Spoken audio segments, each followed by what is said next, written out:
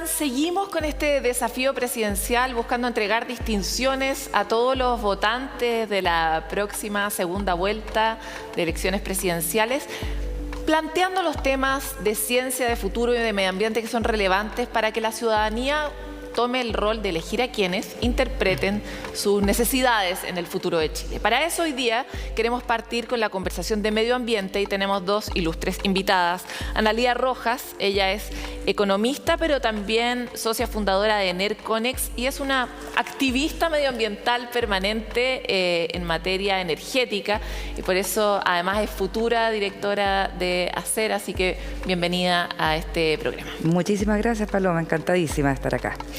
Bueno, y ustedes ya la conocen también, Maysa Rojas, es directora del Centro de Ciencia del Clima y la Resiliencia, el CR2, pero además ha sido nuestra representante, no sé si nuestra, pero participante de Chile en el panel intergubernamental de cambio climático, ha estado a cargo de todos los informes, participando científicamente de esos informes y después divulgándolos, así que muchas gracias por estar con nosotros, Maysa. Gracias a ti, Paloma.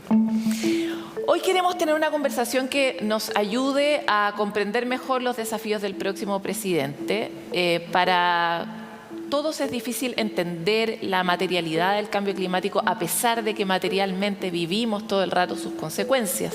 Y desde ese punto de vista quisiera saber si ustedes pudieran elegir una primera batalla que necesariamente va a tener que enfrentar el próximo presidente. ¿Cuál creen ustedes desde sus sectores y su especialidad que va a ser esa?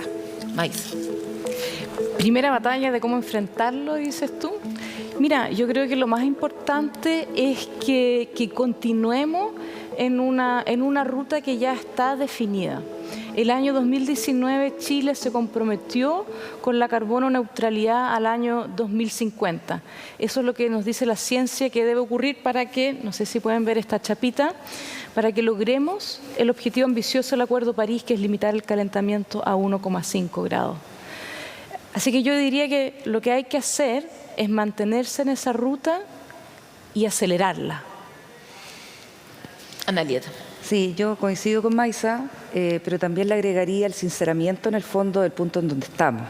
Yo creo que es crucial referirse en el fondo a la base que nos permite encontrar entonces esa trayectoria, esa ruta hacia la carbono neutralidad al 2050. El compromiso está claro, pero creo que hoy día es esencial, y ahí engancho con la mirada de qué es lo que vamos a hacer en esta próxima administración en materia, bueno, de medio ambiente. Yo dejaría de hablar de cambio climático, empezaría a hablar de crisis climática y particularmente en el sector de energía, cuáles son entonces esas tareas, ¿no?, que tenemos de corto plazo que deben abordarse en forma coherente y consistente para no tener en el fondo pérdidas de tiempo que van a ser cruciales para poder alcanzar el 2050 la anhelada carbono neutralidad. Maysa, cuando veíamos distintos reportes que nos llegaban de la COP, una de las cosas desconcertantes o que a mí me hizo mucho sentido fue un discurso de una niña activista de África que decía: mira, francamente al clima, a la atmósfera, le importa nada los acuerdos que ustedes hacen. O si ponen o no ponen en el acuerdo, reconocen o no reconocen el cambio climático. A la atmósfera lo que le importa es lo que le pones y lo que le sacas. Y si nosotros solo nos remitimos a lo que le ponemos y le sacamos a la atmósfera, sabemos que estamos espantosos. O sea, el 1,5 es una utopía hoy día. Entonces, ¿cómo desde la acción ciudadana y desde la acción política uno puede relacionarse con esa necesidad de ponerle urgencia sin sentirse derrotado a priori? ¿Cómo uno puede moverse hacia la acción climática sin ceder ante la imposibilidad en el fondo?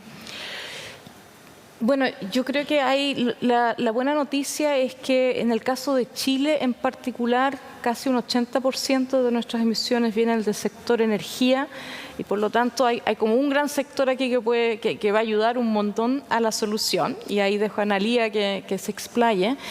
Hay otra cosa que de hecho que yo creo que es absolutamente crítico y que no es resorte del próximo gobierno, sino todavía de este, y más bien del Congreso, que es aprobar la ley de cambio climático. Porque hasta ahora han ocurrido muchas cosas bien positivas en el país. Han habido hartos avances, la presidencia de la COP25 movilizó mucho la acción climática en el país, pero hasta ahora eso, sin ley, depende de la voluntad de los actores, de los ministros, del presidente, etcétera. Así que sin ley, eso significa que todo lo que se ha avanzado puede retroceder, se puede echar al tacho de la basura, o, lo cual también sería muy grave, se podría guardar en un cajón por 4 años. Y no cuando lo que necesitamos hacer es más bien acelerar la urgencia, acelerar la ambición dada la urgencia de esta crisis climática. Y desde ese punto de vista, Analía, ¿dónde ves tú que están los grandes problemas? Porque es interesante la figura de Acera. Acera articula a muchos productores de energías renovables, pero también articula a aquellos que hoy día están produciendo energías que son parte del problema, ¿verdad?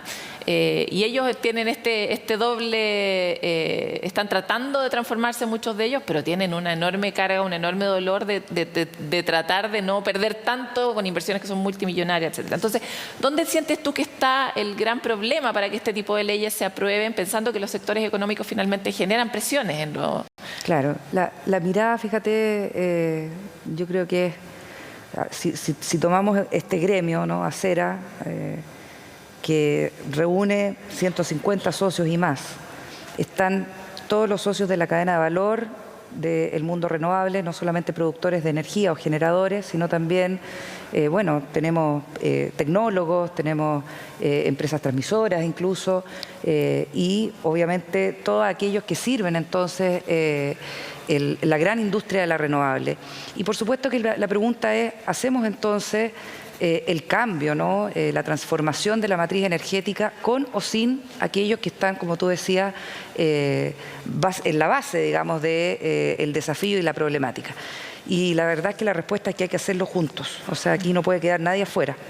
Ahora, en una mirada más global, fíjate que yo creo que el corto plazo hoy día tiene una tremenda urgencia y desafío de tener acuerdos nacionales, ¿ya? En ese sentido también la ley de cambio climático es correcta porque nos ordena, ¿ya?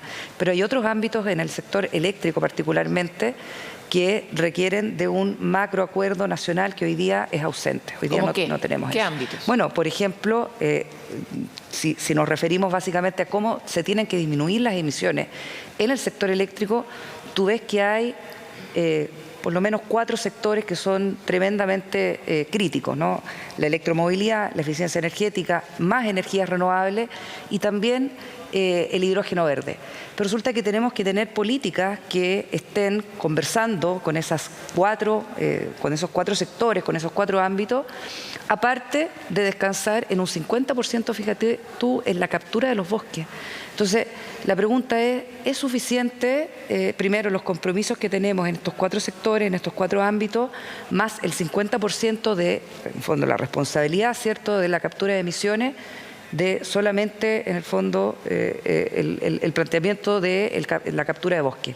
Yo creo que eso hay que revisarlo y me atrevería a decir que hay que incluso reordenar prioridades dentro de lo que dice IRENA, básicamente la Agencia Internacional de Energías Renovables, dice las emisiones se van a recortar con un 70% de responsabilidad entre 3 grandes ámbitos: más energía renovable, que es lo más importante, más eficiencia energética, que coincidimos, y con electrificación de los consumos. Entonces, las señales tienen que ir básicamente apuntadas a eso y con todos los actores, como te mencionaba yo, a partir del hecho de que, independiente de que seamos un país pequeño, ¿no?, con un aporte de emisiones del menos del 1%, es verdad, el cambio climático no decide actuar según la fuente, ¿no?, y las estadísticas de emisiones de los países, simplemente ocurre y es un fenómeno que es multivariable, ¿no?, y nos afecta a todos por igual. Vamos a volver con algunas de las cosas que planteaste, sobre todo para aclarar algunos términos que probablemente no son familiares para la audiencia, pero quisiera volver con el tema de los ODS. ¿Por qué la relación entre... ¿por qué están relacionadas esas dos cosas en tu chapita? Para quienes no la alcanzan a ver, dice 1,5 grados, que es el objetivo que tenemos de limitar el calentamiento de la Tierra, y está el círculo de todos los ODS, ¿verdad? Claro. Que son los Objetivos de Desarrollo Sostenible. Exactamente. Sí, te estaba diciendo antes que esta chapita a mí me representa así 100% lo que siento, por lo que me muevo y lo que hago. Los Objetivos de Desarrollo Sostenible al año 2030 son una agenda de desarrollo. Recordemos que el primer objetivo es la erradicación de la pobreza, ¿ya? Tenemos muchos objetivos como humanidad que nos hemos puesto, que tenemos que resolver. Y la idea de que estos 17 objetivos es que son indisolubles. No hay uno que sea más importante que otro. Es entender sistémicamente que si no logramos uno, tampoco vamos a lograr los otros, ¿ya? Que queremos en realidad avanzar sistémicamente en finalmente tener un planeta en el cual la vida sea mucho mejor de la que tenemos hoy en día. Y para eso, el 13 es la acción climática. Y entendemos muy claramente ahora, lo dice el último informe del IPCC, lo reconoce, aquí tengo un resumen de lo que sale de las decisiones de la COP26 en Glasgow. No vamos a poder erradicar la pobreza y cumplir con todos esos otros objetivos que nos hemos puesto si no logramos limitar el calentamiento a 1,5. Se nos va a hacer cada vez más difícil, va a ser imposible, de hecho. Entonces, por eso es que van muy entrelazados. Y aunque tenga una parte que ver muy como técnica de descarbonización y energías renovables y todo, finalmente lo que estamos hablando acá es de un tema de justicia, de construir una sociedad en la cual todos podamos vivir mejor. Y ese link yo creo que es importante darse cuenta de hacerlo. Esto tiene mucho que ver con tecnología y con futuro y con oportunidades, pero eso es ¿para qué? Es para que tengamos una mejor calidad de vida.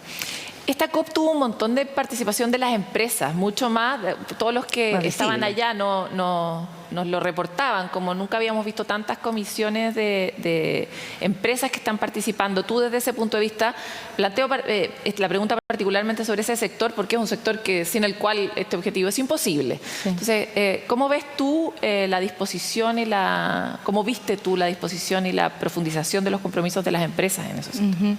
Sí, pues efectivamente hubo avances muy significativos.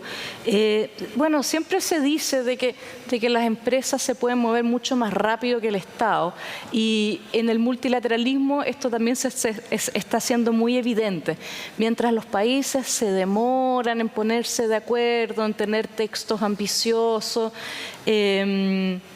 los actores no estatales, en la jerga de la Convención Marco de Naciones Unidas, que incluye a las empresas y que incluye en general a la sociedad civil, pero también incluye a las ciudades, a las regiones, se han movido de una manera que es bien impresionante y es muy positiva. Y aquí me cuelgo de otro mensaje de la ciencia, que es del informe, de uno de los informes del IPCC: cada decisión cuenta. Para lograr este desafío, este es un desafío que no tiene precedente en la historia de la humanidad. El nivel de transformaciones que vamos a tener que implementar, aquí vamos a necesitar de todos y de todas. Cada uno desde su ámbito va a tener que aportar. De todas maneras. Ana Lía, quisiera volver sobre algunos de los puntos que planteaste. ¿Qué es la electrificación de los consumos en particular? ¿Cómo se manifiesta? ¿Y cómo uno podría...? Porque cuando tú hacías la síntesis de cuáles son los actores relevantes, uno diría, bueno, ¿cuál es la maicena, verdad? ¿Cómo esto se aglutina? ¿Y qué necesita ese montón de actores para funcionar mejor? Entonces, ¿qué le echamos a la maicena? Y acláranos primero este concepto y después hablemos de esto otro. Claro, la electrificación de los consumos básicamente implica que hoy día hay sectores que son tremendamente impactantes, ¿no?, en el aporte de emisiones de cualquier nación, que básicamente todavía tienen un descanso en los combustibles fósiles, ¿no?, en el uso directo de combustibles fósiles. Y ahí está el transporte, por ejemplo, o la calefacción. En Chile particularmente estos dos sectores tienen un tremendo aporte también dentro del concepto de energía, ¿no? Que no es la matriz eléctrica de generación, tienen un tremendo aporte. El transporte también un 35-33%, y la calefacción también tiene un impacto importante. Acuérdate de las cifras de leña que todavía tenemos nosotros en el sur. Entonces, lo relevante es cómo hacemos que esos consumos, básicamente pensando en que vamos a tener generación renovable de aquí al año 2050, en lo posible una matriz 100% renovable, ¿cómo hacemos que esa energía renovable no sea solamente para los usos de iluminación, ¿no?, o de lo que estamos acostumbrados a usar la electricidad? Entonces el punto es cómo transformamos, ¿no?, las otras matrices de consumo. Tal cual. Transporte. Y el transporte. Entonces ahí hay un objetivo que es una tremenda transformación, incluso mucho más fuerte o más allá de la que ya está en camino, ¿cierto?, o materializándose en la matriz eléctrica. ¿Puedo decir algo también? Yo creo que esto no solamente es importante para la carbono neutralidad, sino que también, acuérdense que está muy asociado a contaminación local, Total, tanto claro, la leña como los autos, los buses, etcétera. Entonces, realizar eso también va a tener beneficios, co-beneficios en salud y en contaminación. Eso te iba a decir, que al final a esa mirada sistémica nos referimos, que este tipo de decisiones finalmente tienen una cantidad de externalidades que de hecho no están reconocidas tampoco en el precio de los combustibles que estamos usando. ¿Qué pasaría si uno al carbón le gravara, le pusiera un valor adicional al impacto que tiene finalmente en el aumento de enfermedades respiratorias? Bueno, eso se llama impuesto verde, y es una de las discusiones que yo creo que lamentablemente ha estado enterrada, ¿no?, pendiente muchos años, y que es parte de la discusión que va a tener seguramente la próxima administración, en vista un poco de lo que están haciendo el resto de las naciones para avanzar en todos los otros ámbitos. Fíjate que todo tiene que ver finalmente con la implementación de un impuesto verde inteligente, ¿no? Finalmente, la señal que tú le das al resto de los combustibles, ¿no?, para reemplazar estos combustibles por energías renovables tiene que ser a través, ¿cierto?, del reconocimiento y de la internacionalización de los costos adicionales que tiene el uso de esos combustibles que son contaminantes. Entonces yo creo que hay una discusión de agenda importante. Hay otras materias, pero yo creo que lo importante, Paloma, es que, y quiero dejar un mensaje acá, yo creo que estos espacios son súper importantes para instalar entendimiento en la auditoría, ¿no?, o sea, en los auditores, perdón. Tenemos que ser consistentes a propósito de los cambios de administración. Entonces, un cambio de administración que no tome consistentemente los mensajes y las tareas que hemos venido trabajando básicamente en los últimos 15 o 20 años, que nos ha costado bastante, ¿no?, instalar el concepto de energías renovables competitivas, por ejemplo, que son seguras además. Todos esos mensajes realmente tenemos que tener consistencia de forma tal de no amenazar un cambio de dirección, un viraje en las políticas que hoy día también vemos que con preocupación que hay poca consistencia entre el discurso del largo plazo, que estamos todos claros dónde queremos llegar, ¿eh? El largo plazo es increíble porque yo creo que hay hoy día mucho consenso donde tenemos que ir. El problema se produce entonces ahora en el corto plazo, que es exactamente el escenario opuesto a lo que teníamos en los 90, por ejemplo. En los 90 todo Chile reclamaba que no teníamos políticas de largo plazo en cualquier ámbito, ¿eh? O sea, esto acuérdate era en salud, en educación, bueno, en energía, por cierto, pasaba también. Hoy día yo creo que en energía en general hay una mirada clara hacia la descarbonización, que no significa solamente sacar el carbón de la matriz eléctrica, es descarbonizar, que significa disminuir las emisiones de carbono, ¿ya? En castellano, viste, ahí hay una coincidencia entre la palabra carbón y carbono. Sí, es confusa. Y realmente no se trata solamente de circunscribir este problema al carbón de la matriz eléctrica, es mucho más amplio. Por eso hablamos de electrificación de los consumos. Pero fíjate que algo ocurre con el corto plazo. Entonces, la mirada de lo que hagamos o las decisiones que tomemos en los próximos 5 años van a ser cruciales para poder llegar en una base más adecuada para enfrentar ese 2050 de la carbono neutralidad. Y si no lo hacemos, realmente vamos a tener muchos problemas. Estamos súper de acuerdo en eso, porque todos nos imaginamos el país del 2030 y claro, fantástico, pero cómo llegamos ahí rapidito y no equivocándonos tanto en el presente para no seguir prolongando más allá las fechas es un tema muy relevante. Respecto de ese punto de vista, imaginemos que tenemos, que probablemente está ocurriendo, que está ahí Gabriel Boric del otro lado y también está José Antonio Kast. Y ellos mismos están modificando sus programas porque necesitan generar acuerdos para ser electos presidentes. Y parte de la modificación significa integrar las visiones de otros sectores. Esos otros sectores, muchos tienen esta visión, ¿verdad? Imaginemos que les podemos pedir cuestiones concretas, urgentes, en el corto plazo, que permiten seguir avanzando y materializando en una agenda de desarrollo sostenible para Chile. Maisa, ¿dónde podrías tú tus 2 primeras fichas, hablándole ahí a Gabriel y José Antonio? Lo primero que le diría a Gabriel, siendo que todavía es diputado, es que ayude a que salga la ley de cambio climático todavía con este Congreso. ¿Ya? Eso sería lo primero. Excelente. Después, una vez que sean presidentes, bueno, vamos a tener una ley, pero hay que implementarla. La ley es un marco de referencia que articula y es como un engranaje muy complejo entre lo sectorial, entre lo nacional con lo regional. Esa transición a tener transversalmente cambio climático dentro del Estado también va a requerir una convicción desde la cabeza, ¿ya? También importante.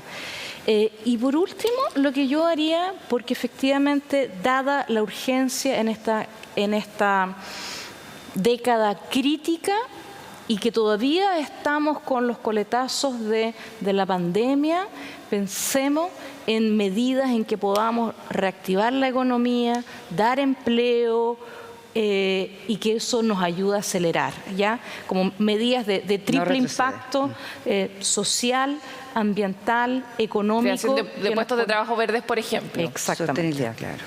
New Green La Deal, recuperación como tienen verde. los europeos. Oye, en relación a lo que estabas diciendo, es interesante la oportunidad que surge a propósito de que acabamos de elegir por primera vez gobernadores regionales, que vamos a descentralizar el poder, y eso significa que las regiones van a poder tomar decisiones autónomas, y aquí el rol de los municipios, el rol de los gobiernos regionales, de los recién electos CORES, ¿verdad? Va a ser muy importante para la acción climática, no solo la presidencial, ¿verdad? Tu turno de hablarle a Gabriel y a José Antonio, Analía. Yo creo que lo importante es consistencia con la plataforma, ¿no?, de decisiones que ya tenemos en marcha. Y en eso yo creo que el mensaje más importante es reconocer efectivamente que el problema lo tenemos. O sea, el cambio climático es una realidad. Creo que el lenguaje más correcto es hablar de una crisis climática. Y eso tiene entonces que tener consistencia con las señales que ya venimos trabajando, ya sea en el Congreso, con las decisiones también de los privados. ¿Qué le pedirías? Y con algunas deudas específicas. Por ejemplo, yo creo que las señales para la instalación de más renovables y de almacenamiento hoy día están muy complejas, muy complicadas, y es una agenda que está siendo discutida, de hecho, con las actuales autoridades, y por lo tanto ahí tenemos que tener entonces un empuje, ¿no? Es una discusión técnica al final. ¿Cuál sería pero una buena señal? La buena señal es reconocer efectivamente el aporte de las renovables a la seguridad del sistema a propósito de la variabilidad que tienen. Siempre se discute si son seguras o no, si le aportan confiabilidad al sistema. Hoy día tenemos una gama de tecnologías habilitantes que tenemos que implementar y resuelven el problema de la seguridad. Y tenemos entonces que hacer un sistema que sea seguro, eficiente, de mínimo costo, pero también de mínimas emisiones. Y ese es un mensaje que yo creo que le atañe al regulador, al coordinador eléctrico, también a los privados, pero ahí hay un punto. Otro punto que yo creo que es una deuda histórica, la generación distribuida. O sea, la descarbonización, insisto, no es solamente una solución, una bala de plata para solucionar esto. Hay múltiples formas, y la generación distribuida en Chile, particularmente lo que se refiere en el fondo a techos solares, a la implementación de sistemas de generación para autoconsumo o incluso para la venta al sistema, es un capítulo que ha estado postergado, sin metas alcanzables, digamos, sin ambición en esas metas. y hoy día con bastantes pocas señales que en el fondo pongan los incentivos correctos en este plano de la ciudadanía. Sí, porque es ahí estamos también donde podemos actuar en forma paralela a lo que están haciendo los privados, el regulador, el coordinador eléctrico. Yo creo que ahí hay un punto que se tiene que tocar. ¿Puedo agregar Sí, una cosa? estamos sobre el tiempo, pero dale. Ya, por favor. generación distribuida también permite la descentralización supuesto. y empleos descentralizados. Es parte de Y las ahorro D. para las familias, porque se sabe que la inversión inicial, si bien es dura, pero se acaban de lanzar nuevos subsidios para los hogares, también hay que se recupera ampliarlo, la hay que plata y uno ampliarlo. puede convertirse en un actor muy concreto. Claro, porque los esfuerzos no pueden ser solamente pilotos. Nosotros todos somos muy buenos para ser pilotos exitosos, pero después hay que escalarlo, y eso en todo plano, y especialmente en generación distribuida. De todas maneras.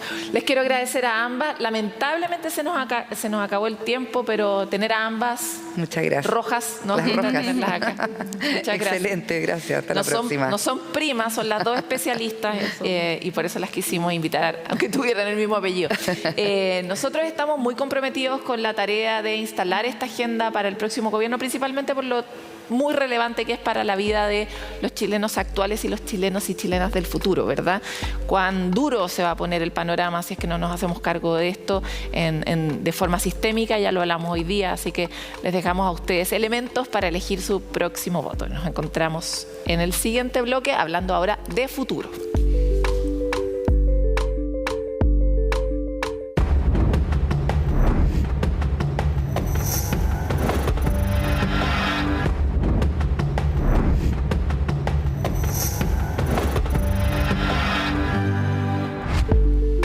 Volvemos con este especial en el contexto de las elecciones presidenciales que tanto nos importan, porque queremos ver cuáles debieran ser los faros a seguir para que ciertos temas muy relevantes para la ciencia, para el medio ambiente, para el desarrollo futuro de Chile estén presentes en el próximo gobierno que vamos a elegir, ¿verdad? Para eso hoy día queremos hablar en este segundo bloque con Bárbara Poblete. Ella es doctora en computación de la Universidad de Chile y es además investigadora del Instituto Fundamento de los Datos. Muchas gracias por estar con nosotros, Bárbara. Gracias por invitarme. Y Leopoldo Soto, doctor en física, investigador en física de plasmas y fusión nuclear. Muchas gracias por estar con nosotros. Gracias. Muchas gracias por la invitación. Quiero conversar con ustedes dos respecto de, imaginemos que estamos en un foro con el próximo presidente de Chile y tenemos la oportunidad de plantearle ciertos énfasis desde sus propias posiciones como científicos, ¿verdad? ¿Qué tipo de foco debiéramos hacer urgente para regular, para cuidar, para avanzar en materias en que Chile hasta ahora tal vez está muy lento o en las que ha tenido ciertos logros y queremos incentivarlos más? Y quisiera partir primero con Leopoldo, porque Bárbara ya ha estado con nosotros, entonces como es nuevo en nuestro set. Muchas gracias. Mira, yo creo que lo primero que hay que tener claro es que la ciencia ofrece más resultados que los que una universidad puede manejar. Y en los países desarrollados la ciencia se realiza tanto en las universidades como en el sector productivo público y privado, y también en laboratorios nacionales, como los que aquí en Chile son los institutos tecnológicos de investigación públicos, y en las Fuerzas Armadas. Entonces, yo creo que hay que abrir la institucionalidad para que estén presentes y de manera coordinada todos estos actores. Porque lamentablemente en Chile la ciencia solo se realiza en más del 95% en las universidades. Es interesante lo que plantea y vamos a volver sobre cómo se abre, cómo abrimos por un lado los privados, que es una de las grandes deudas de Chile, y por otro lado cómo hacemos que esas otras instituciones que a veces están un poco encapsuladas logren conectarse y transferir valor a la sociedad. Bárbara, ¿cuál sería para ti un foco relevante dentro del próximo gobierno? Bueno, como dice Leopoldo, por una parte está abrir el tema de la investigación, de generar más centros de investigación, que no se haga investigación solo en las universidades, sino que también haya bastante transferencia hacia la industria. Eso es importante, porque también tenemos muchos profesionales que han vuelto a Chile, personas con becas, que han vuelto con sus doctorados y que ahora no tienen dónde trabajar, porque básicamente están todos peleándose estos cupos en la academia. en las universidades. Y en las universidades muchas veces trabajamos en problemas que son muy a largo plazo. Entonces, también necesitamos trabajar en problemas a corto plazo y estar desarrollando tecnología, estoy hablando desde mi área, desde la computación, que no es la única ciencia, pero es una ciencia importante a mirar a futuro. En ese sentido, yo creo que ahí hay un gran desafío de cómo subirnos a esta como ola que viene de desarrollo tecnológico que se está haciendo en el mundo y pasar de ser consumidores de tecnología a desarrolladores de tecnología también. Quisiera volver sobre ese punto y también volver sobre lo importante que está haciendo en el presente y no en el futuro el manejo de las tecnologías, por ejemplo, en las elecciones presidenciales y en tantos otros ámbitos. Entonces, cómo uno podría cuidar eventualmente esos lugares. Volviendo con lo que habíamos planteado contigo, ¿cómo ves tú, Leopoldo, la oportunidad o qué botones uno debiera apretar como presidente, en este caso, para que el mundo privado entrara de forma más resuelta a ser parte de los desafíos científicos? Hoy día, para poner un poco en contexto, en Chile tenemos una proporción invertida a los países desarrollados. Tenemos un 30% de participación de privados versus un 70% de participación del Estado en términos de financiamiento, por ejemplo, cuando los países desarrollados al revés. Entonces, ¿cómo crees tú que los privados tal vez podrían ingresar? Y por otro lado, ¿cómo podemos comunicar a este ecosistema que describiste? Sí. Mira, respecto de los privados, el país ha hecho ya un esfuerzo con programas de proyectos orientados al sector productivo. De hecho, por ejemplo, ha hecho cosas que tienen que ver con la inserción de investigadores en el sector productivo. Ese es un esfuerzo del Estado por integrar a los privados, al sector productivo privado. Tampoco olvidemos que hay un sector productivo que es público, que también tiene que ser parte del quehacer científico. Yo creo que uno de los temas claves que son para lograr que el sector privado se incorpore es también entender que la ciencia no solo es hecha por científicos, sino que también es hecha por técnicos. Y en Chile no se ve bien o se considera que el trabajo técnico es como de inferior categoría que el trabajo científico. Y la conexión que se puede hacer más fácilmente es a través también de profesionales. Por ejemplo, podrían haber estadías de investigadores en el sector productivo y desde ahí observar qué es lo que el sector productivo necesita y traer desde el sector productivo los problemas hacia la ciencia. No solo esto de estar buscando que un científico de repente dice, se me ocurrió tal idea que sirve para el sector productivo. No, aquí hay que lograr una relación entre quien sería el usuario y el desarrollador de la ciencia y la tecnología. Y en ese proceso, lo que debe Chile es tener una capacidad técnica mayor de personal, de personas formadas en términos profesionales y técnicos.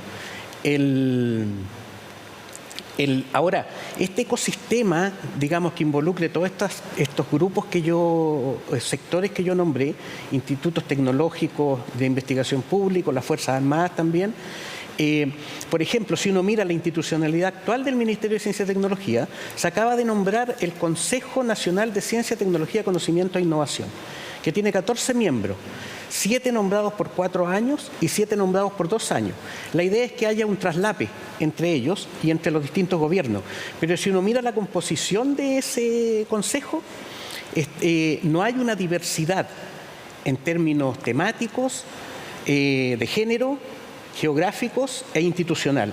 Por ejemplo, no hay miembros de la Fuerza Armada, no hay miembros de los institutos tecnológicos y de investigación públicos.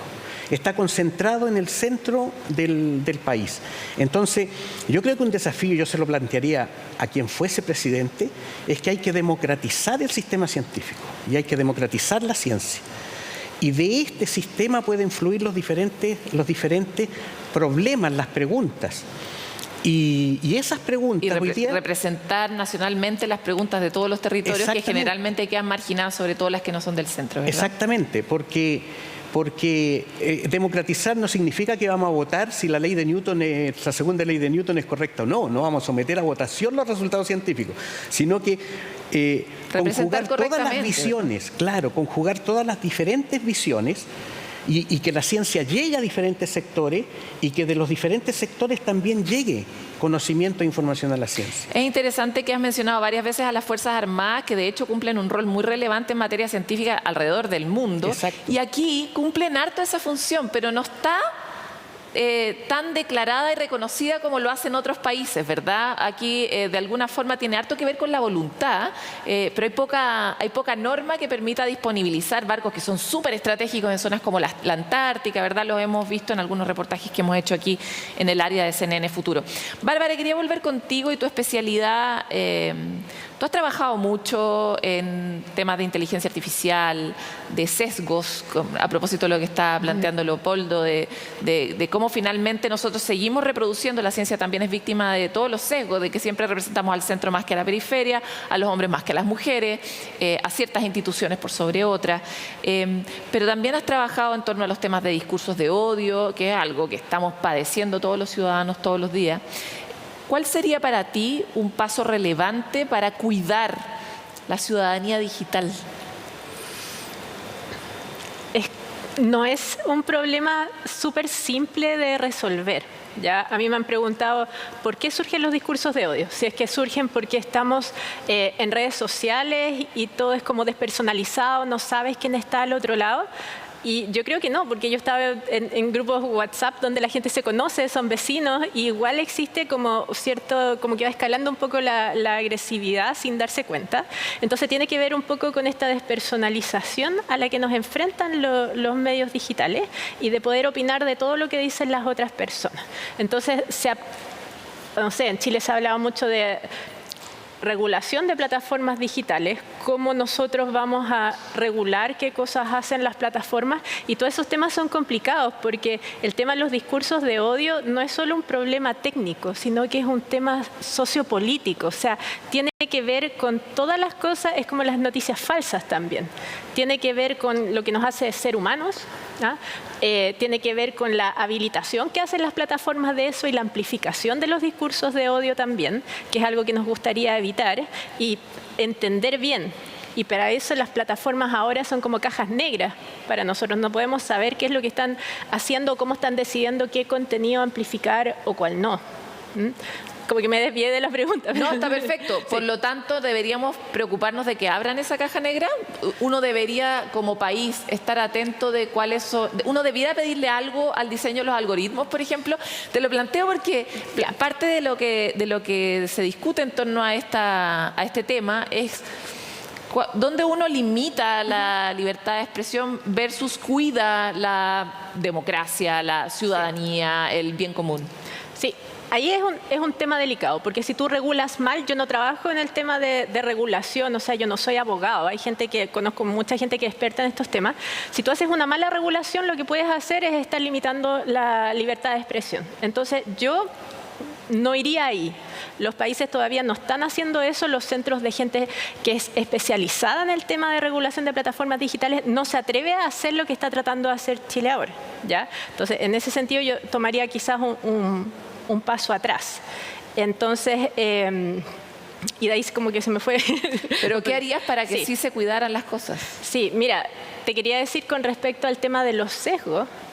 Nosotros ahora nos adjudicamos un centro basal, que es un centro de investigación de inteligencia artificial. En ese centro se llama CENIA y va a empezar a funcionar dentro de pocas semanas. Dentro de ese centro tenemos, por ejemplo, una línea de investigación que se llama Human Centered Artificial Intelligence. O sea, ¿cómo haces inteligencia artificial centrada en el humano? Cómo tú desarrollas un sistema de inteligencia artificial, pero pensando cuáles van a ser los efectos sobre las personas, los usuarios, pero también sobre la sociedad. Y para eso tú tienes que contemplar en todo el proceso de desarrollo a la persona. Entonces, desde que yo empiezo a ver cuál es el sistema que yo voy a instalar, ¿se justifica realmente tener una solución automatizada? O sea, ¿vale la pena agregar este componente que no entiendo bien cómo va a estar decidiendo? Luego ir midiendo cuáles son los impactos que se van produciendo en las personas y tratar de ver si es que hay efectos negativos. Y todas estas cosas son difíciles. Yo podría decirle, por ejemplo, que el Estado tiene que decir que todas las plataformas abran su algoritmo. Ni siquiera las personas que desarrollan los algoritmos saben cómo funcionan los algoritmos. Vimos los Facebook Papers, por ejemplo, donde hicieron una investigación y se dieron cuenta al interior de Facebook que ellos estaban amplificando mucho más las noticias falsas y ellos tuvieron que hacer un estudio sobre sus propios datos para darse cuenta de eso. Entonces, es como, si ellos mismos no saben lo que están haciendo, ¿cómo uno va a pedir desde afuera eso? No, es difícil, es como uno está como manejando como mono con navaja, algo Sí. que no comprendemos bien, ¿verdad? Pero, ¿sabes qué? Yo al respecto creo que yo no comparto que tengamos que necesariamente esperar, sino que yo creo que en algunas cosas deberíamos ir adelante. Lo hacemos en muchos ámbitos los Claro, chilenos, de hecho. porque esto de ir como detrás de lo que se hace afuera no nos da la capacidad de estar en el momento apropiado, ya sea para defender nuestras libertades personales o también como país, porque vamos atrás. O sea, un montón de cosas de cómo penetra Internet respecto de los datos privados ya pasó por encima nuestro, ya no alcanzamos a hacer nada. Entonces yo veo, hay un proyecto en el Parlamento y en el Senado que va en la línea de los... Pero esto ya se hizo afuera, o sea, se hizo en Europa, hay regulación en el tema de los datos. Ahora lo que se dicen los expertos... Sí, disculpa. Sí, lo que dicen los expertos internacionales es que la forma en que se está regulando, intentando regular las plataformas digitales en Chile es peligroso. Entonces eso es lo que hay que tener cuidado. O sea, uno puede tratar de ir adelante a la vanguardia siempre, pero hay que tener ojo porque acá nos estamos jugando la libertad de expresión. Entonces ahí hay que tener cuidado y también escuchar expertos nacionales e internacionales en ese aspecto y no solo apurarnos en tener regulaciones pronto. Bueno, el mundo virtual es realmente uno de los desafíos, en todos sus aspectos. El mundo virtual. Y el otro desafío, creo yo, que y lo dijo bien, o sea, comparto lo que dice Bárbara, cuando dijo que hay que preocuparse del humano, de la humana, de lo humano. Que en realidad el desafío es ahora, frente a todas las nuevas tecnologías que hay, el nuevo conocimiento, cómo ponemos al centro lo humano. Para cualquier aspecto en desarrollo tecnológico, científico, porque nuevas tecnologías nos ponen como desafíos nuevos desafíos éticos. Ahí, Leopoldo, me parece interesante hablar sobre cuáles ves tú que son las grandes amenazas o las grandes urgencias. Aquí con Bárbara hemos hablado específicamente de todo lo que nos está trayendo el mundo digital que tenemos tan encima. ¿Dónde ves tú que hay nuevas necesidades, sobre todo en los campos de la ciencia, de poner atención, por ejemplo, en relación a la ética? Lo planteo porque, por ejemplo, tú trabajas en energía nuclear. La energía nuclear en Chile, por distintas razones territoriales, se ha descartado bastante. Y tiene que ver con que uno no solo puede hacer el cálculo matemático de qué nos conviene, también tenemos que encontrar ubicar eso en un contexto, en una población, en una realidad, y ver si eso finalmente es ético o no es ético, desarrollar una actividad económica por más rentable que sea, ¿verdad? Entonces, ¿cómo ves tú qué otras decisiones relevantes tenemos que tomar en otros ámbitos de la ciencia a la luz de tu propio comentario? Bueno, yo creo que un par de los grandes problemas de Chile son la energía y el agua, y ambos van absolutamente ligados. Entonces no hay una solución energética única para todo el país. Se requiere, dependiendo de la zona, del lugar, cómo impacta con la comunidad directa, cómo apoya al resto del país, etcétera. No son, tú misma lo dices, no son temas simples y esos tienen que ser abordados multidisciplinariamente, desde diferentes áreas de la ciencia, no solo la ciencia dura, llamadas duras, sino también la ciencia social y las humanidades. Ahora, yo creo que hay temas que tienen que ver con los recursos naturales y que tienen que ver con la soberanía de nuestro país. Es cierto que es un mundo globalizado donde tenemos que colaborar, pero también para poder colaborar tenemos que saber cuánto valemos, ¿ya? Y cuánto tenemos para negociar. No se trata aquí de abrir el cielo para que vengan los observatorios, sin saber cuál es el costo para nosotros de ese recurso natural que es el cielo. Perdemos soberanía soberanía del espacio y del cielo del espacio aéreo cerca de los observatorios. ¿Cómo negociamos eso? O sea, y también pueden ser oportunidades lo de los recursos naturales, oportunidades de abrirnos a tener colaboraciones internacionales y mejorar las relaciones internacionales. Por ejemplo, el litio. El litio es abundante en Argentina, en Bolivia y en Chile. Ahí podríamos tener, por ejemplo, una política de desarrollo científico y tecnológico y productivo respecto del litio entre los 3 países. Por ejemplo, respecto del mar, de los recursos del mar. Ahí también podemos generar conocimiento y tratar, por ejemplo, de trabajar en conjunto con Perú. ¿Para qué hablar del territorio antártico? De hecho, el Instituto Chileno Antártico es parte del Ministerio de Relaciones Exteriores. Eso muestra la importancia a nivel estratégico internacional que tiene. Y también en términos de energía, por ejemplo, la experiencia que tiene Argentina en energía nuclear de fisión, la experiencia que podemos tener en Chile en energía nuclear de fusión. Se puede ahí a lo mejor establecer un área de investigación orientada a reactores híbridos, que son unos reactores de 4ª generación, que trabajan con elementos de vida media más corta, que son mucho más amigables con el medio ambiente, de menor costo, etc. Yo creo que esos son temas relevantes. Finalmente es la colaboración. Ustedes los científicos colaboran mucho internacionalmente, pero acá en Chile cuesta mucho, ¿verdad? Pero una colaboración donde nosotros sepamos cuánto podemos pedir por lo que entregamos. Por ejemplo, en los observatorios. Los observatorios son un tremendo aporte para Chile respecto de la investigación en astronomía.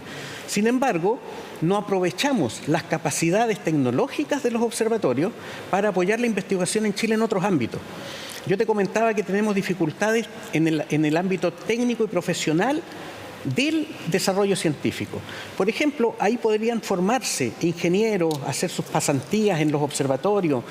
Los observatorios podrían poner a disposición sus talleres mecánicos, electrónicos, de instrumentación, para que se desarrolle instrumentación ad hoc a los problemas de investigación que tenemos en Chile y a las preguntas que nos hacemos en Chile, ya sean tanto en ciencia fundamental como orientadas a aplicaciones.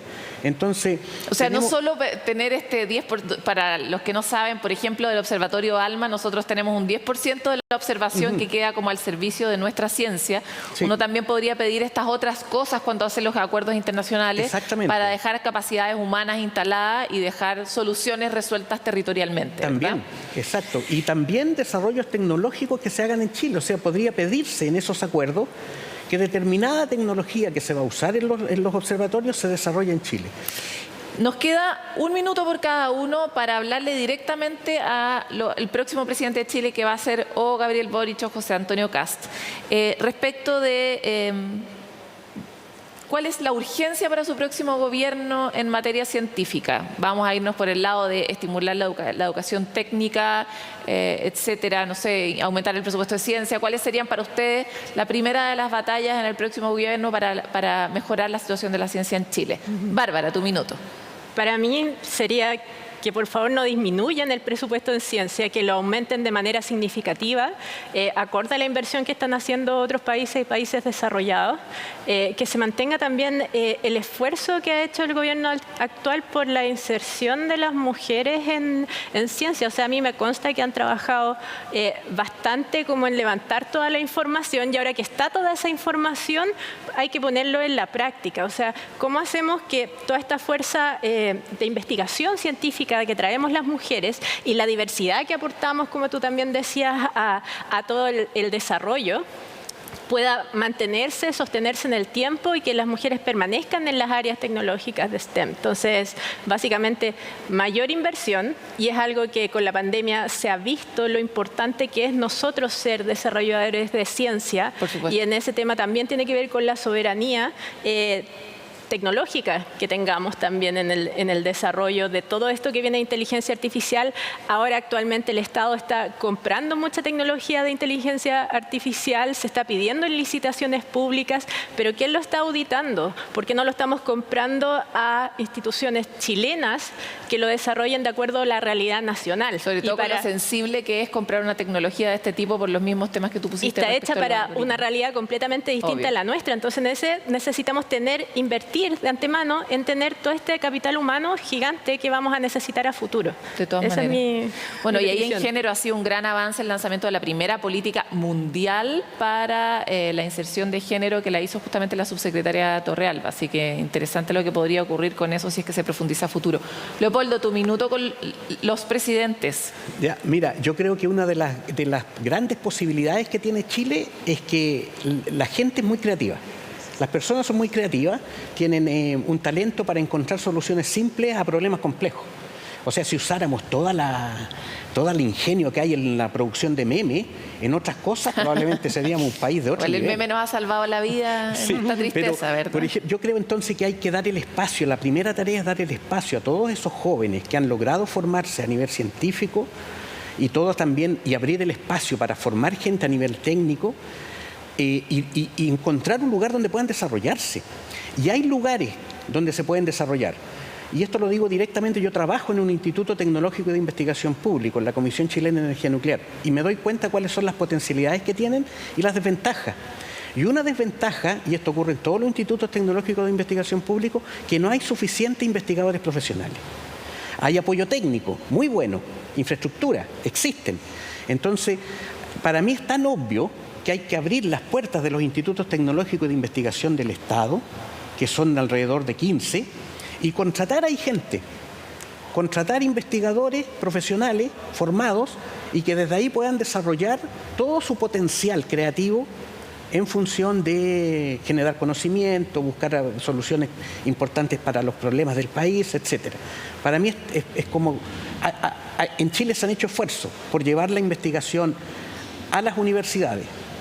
Han habido programas específicos, los MESESUB, para el sector productivo. Y los institutos tecnológicos y de investigación público no son ni sector productivo ni universidades. Requieren ser desarrollados de otra manera. Pueden desarrollar conocimiento que sea útil, conocimiento ajeno a conflictos de interés para la generación de políticas públicas. No solo son del tipo Corfo. Hay una serie de institutos, Instituto de Salud Pública, Comisión Chilena de Energía Nuclear, Instituto Chileno Antártico, que tienen que desarrollar temas estratégicos. Y eso no se puede hacer solo por proyectos. De todas maneras. Les quiero agradecer a ambos su participación en este especial y encontrarnos más adelante en nuestra área de CNN Futuro. Muchas gracias. Gracias. La conclusión es interesante porque cuando tratamos de abordar distintos problemas en nuestro primer bloque medio ambiente, en nuestro segundo bloque ciencia, al final la respuesta siempre tiene que ver con colaboración, mirada sistémica, dejar de perpetuar los silos que nos tienen hoy día con problemas justamente por silos. En este caso, cómo articulamos a todo el ecosistema científico para sacar mayor valor para el país, cómo logramos conectar las necesidades y de esa manera resolver más fácilmente los problemas que tiene Chile en específico.